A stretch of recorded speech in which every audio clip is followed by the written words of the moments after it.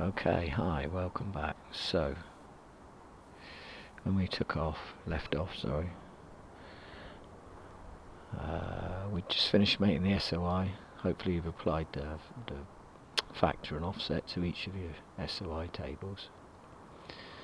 Now before I go ahead, as I've said before, there's people out there that are far cleverer than me. Take what I say with a pinch of salt, think I'm an idiot, whatever. I'm making these to try and help people. But as I say, there's people out there that are far cleverer than me, and there's loads that pretend to be far cleverer than me and everyone else, because that's the industry we're in, I'm afraid. But there we go. Alright, so the best thing to do now, when you've got everything you think you need, is have a look at what you've got, really, because these maps were made by people that are certainly cleverer than all of us, and it's took them a long time to make them, probably a team of guys. So really what we want to do is work with what we've been given in the software, rather than try and change it too dramatically, especially at the beginning. Let's have a look at what we've got and work with it. So for the purposes of this video, I'll make some notes on Notepad, so you can try and work out with me what's going on. And I'm sorry if this video goes on a bit, but I'll try and condense it down, but there's a lot to be said, really. But let's try and get our head around some numbers first of all. So if you follow me with it, the first thing you're going to do when you're driving your car is the driver's going to put his foot down, and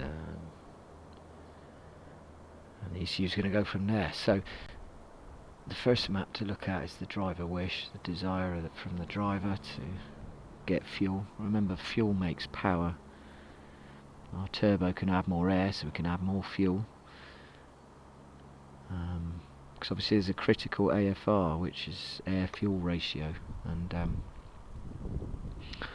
in a diesel you've got a bit more scope than a petrol, but you can only put so much fuel in before you've got too much fuel and a crap load of black smoke. And if you don't put enough in, then you're not going to be going quick enough.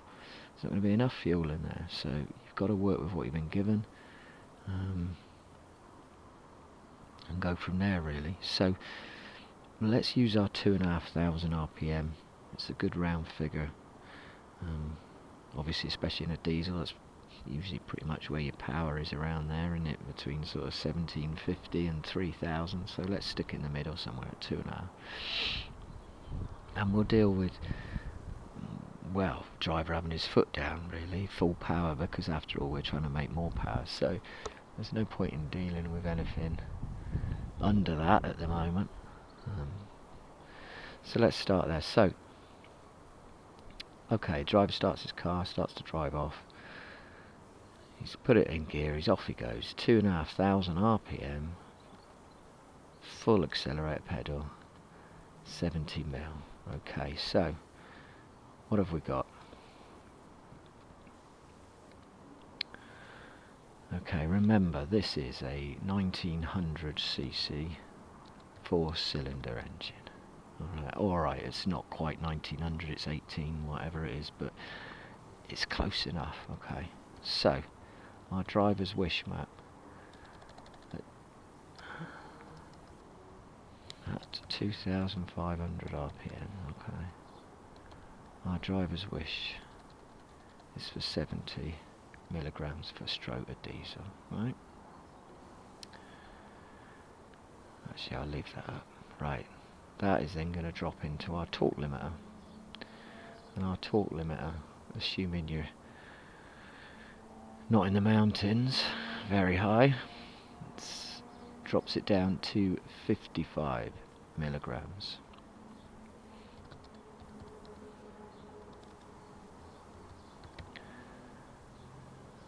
Alright, then it's going to come into our smoke limiter, 2,500 RPM.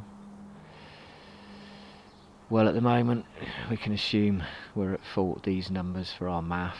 We could work it out later. So we're on 57 milligram smoke limiter.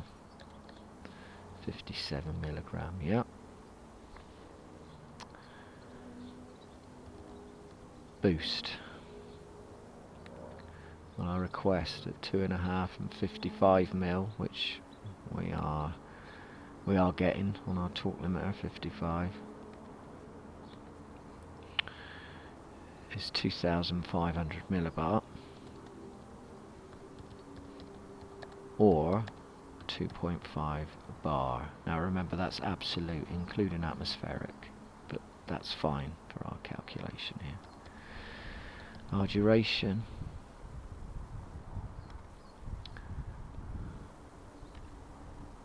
at 50 mil is 9 degrees.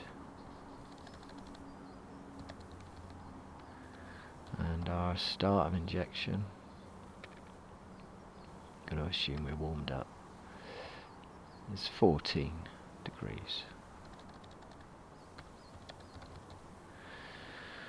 Okay, so the driver puts his foot down, 2,500 RPM, he requests 70 milligram of fuel. The ECU then drops that into the torque limiter and goes down to 55 milligram. The smoke limiter is above that, it's 57, and our boost at 55 milligram, I should write that there. Let's just check. Yeah, is 2.5 bar. You could also check it in the limiter, in case our request is higher than our limiter, but it's 2.5 as well there. Okay. So,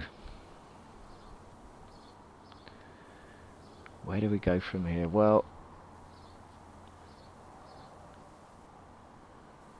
I know that AFRs and air-fuel ratio are very, very safe, industry known. AFR is 17 on a diesel.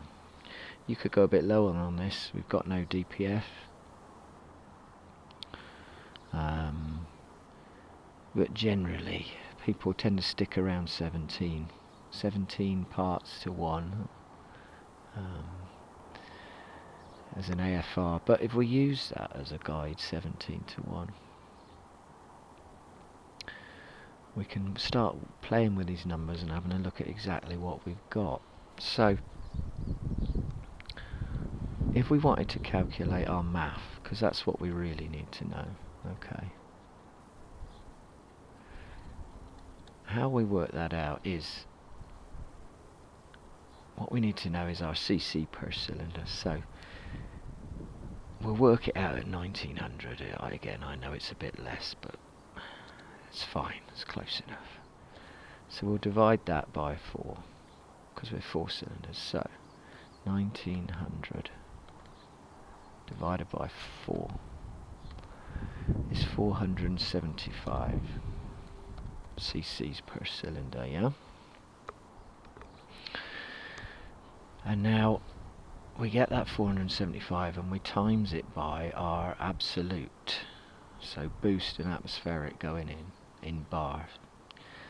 So we do 475 times 2.5 bar.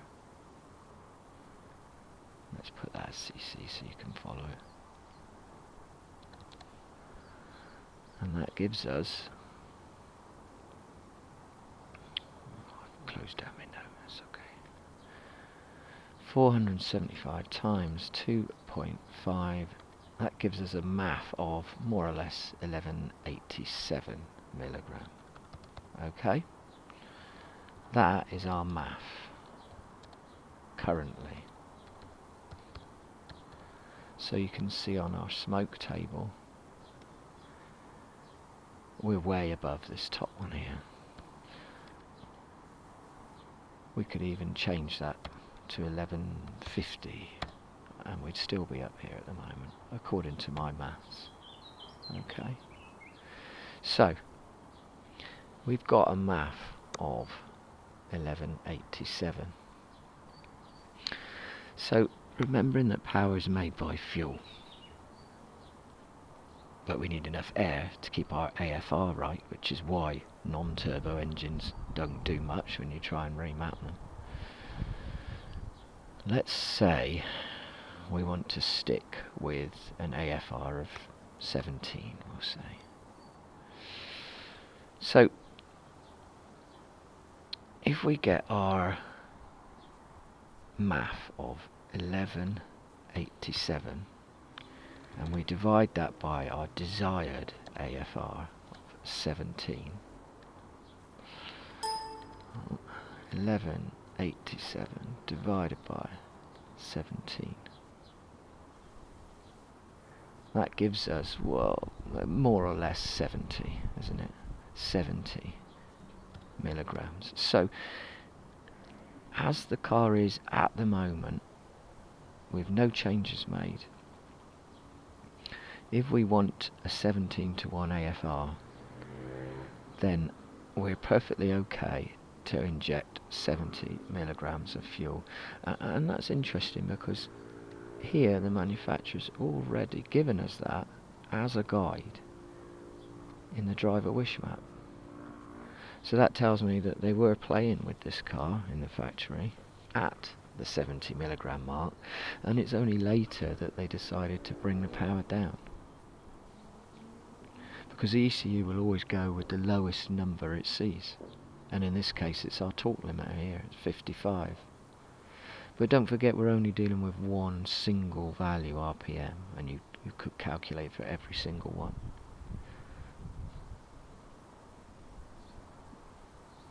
It's far quicker to just work with one, isn't it? And check the others. So what would happen if we increased our boost? Well, let's say we know that we've got 475 cc. So let's times that by 2.6 bar. Or I'll tell you what, let's say 2.65. So I'm essentially planning on increasing my boost from there to 2650 in my plans, in my head, before I go ahead and do that. That would then give us a math of, every time, 475 times 2.65. Well, that's 1259, close enough. 1259 milligram math. Okay, so again, if we're going to stick to our guide of 17:1 AFR, then 1259 divided by 17 equals,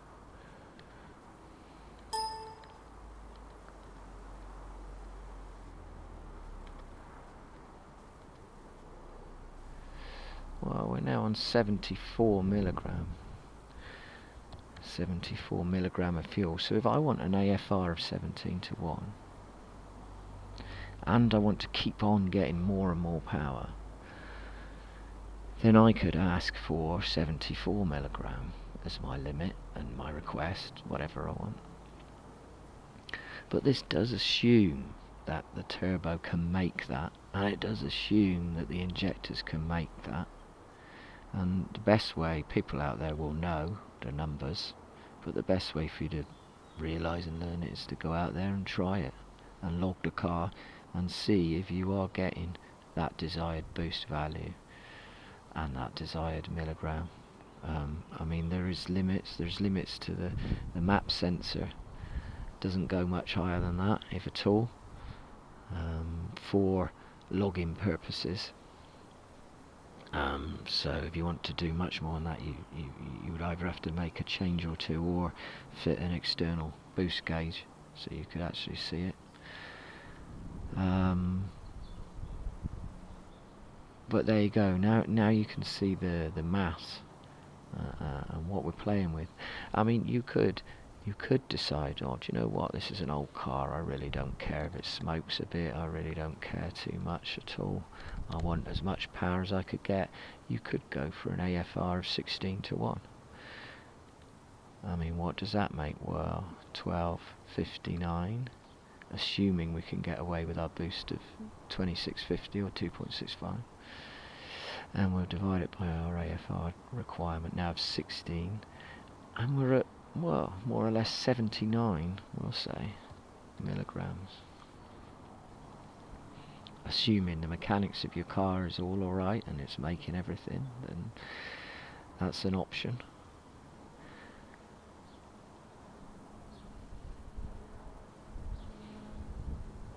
If you want to work out what the AFR of it is stock, then what you need to do is work out our math, which right now is, we know it's up here, it's 1187 stock.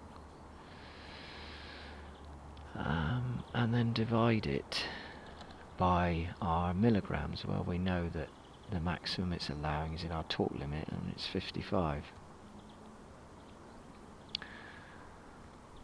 So that's 1187 divided by 55. So the current manufacturer's AFR on this one is 21.5.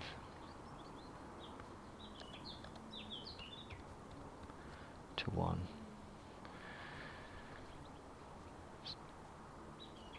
So with all these equations and all these numbers, I'm sure you can go away and work out exactly what you think you would or you wouldn't want there.